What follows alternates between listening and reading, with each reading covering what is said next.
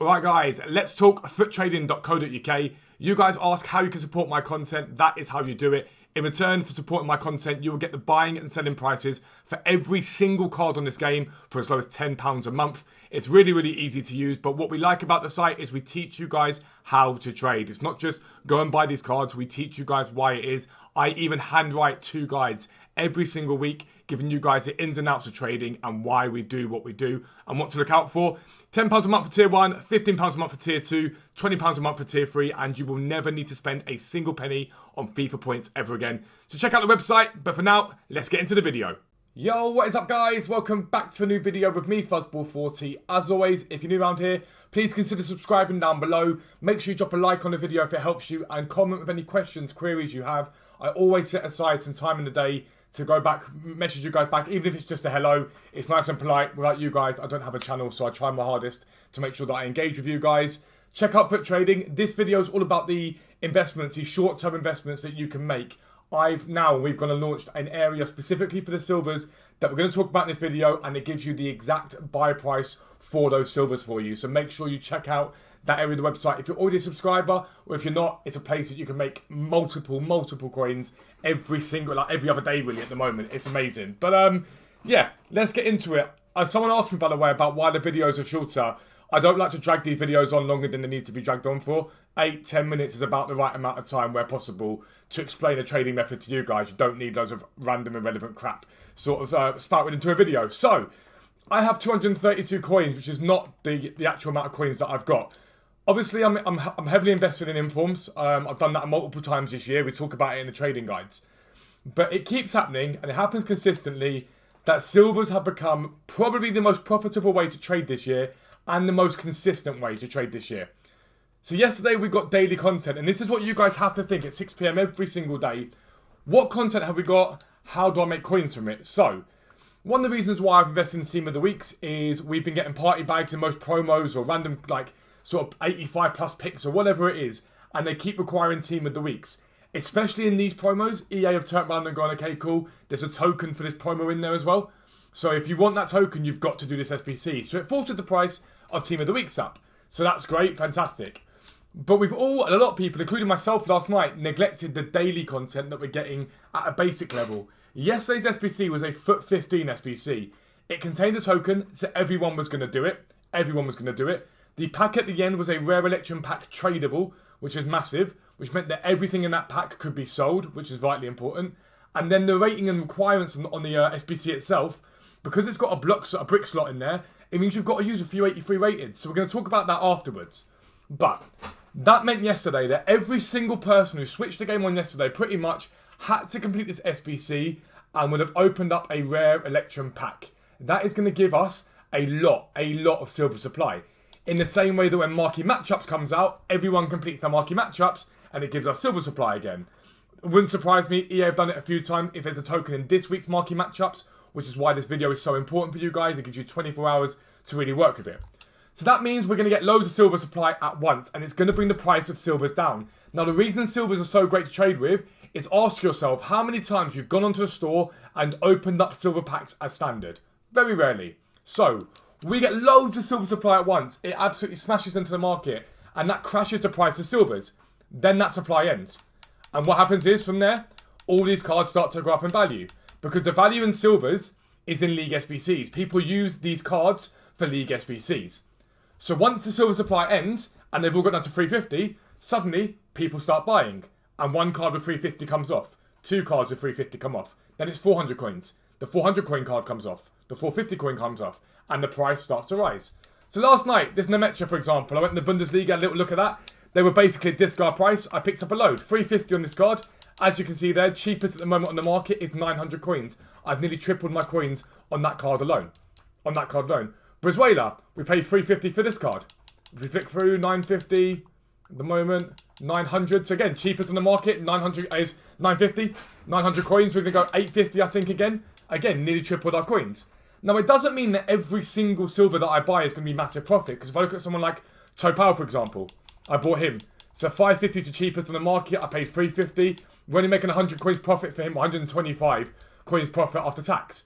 But it will be different for different cards. Some cards will be a lot of profit. Some cards will be a little bit of profit. And that's how it works. And that's just the luck of the draw. And it's why you spread your bets across multiple leagues. As you can see there, you've got Syria, you've got Eredivisie, you've got Chinese Super League, you've got Super League, you've got Pro League. I go across all the leagues because some cards will rise more than others. This card here, for example, barely risen. So we get a bit of profit from him. But if you go into something like maybe Lucassen, which isn't bad, 550 on him. We bought him for 300 coins, so decent profit on him.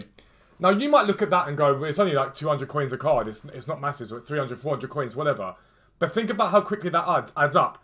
I spent 78k on stream in about half an hour. I'll make back about 150 to 200,000 coins in selling them across the course of a few hours today. Just sitting there chilling, selling cards off, okay? This can be done multiple times every week because we get silver supply with marquee matchups. We get silver supply as part of player SBCs. We get silver supply as part of daily SBCs. And you can keep repeating this. Buy on the day you get the daily SBC, marquee matchups, whatever it is. Sell the next day. Buy them, sell them. Buy them, sell them. You can usually do this about 3 times a week, and there is no reason why you can't make 400k. You can double your coin total very, very easily, just off the silvers alone. But now let's talk about rash investing. So yesterday we got an SBC. I'll try and get it up now if I can. But we got an SBC, which was the foot 15 SBC. Absolutely horrendous value SBC. One of the worst value SBCs we've had all year. It gave you a gold players pack. This is it. It gave you a gold players pack at the end of it, basically. It was the rare election pack. Where is it? Is it foot 16?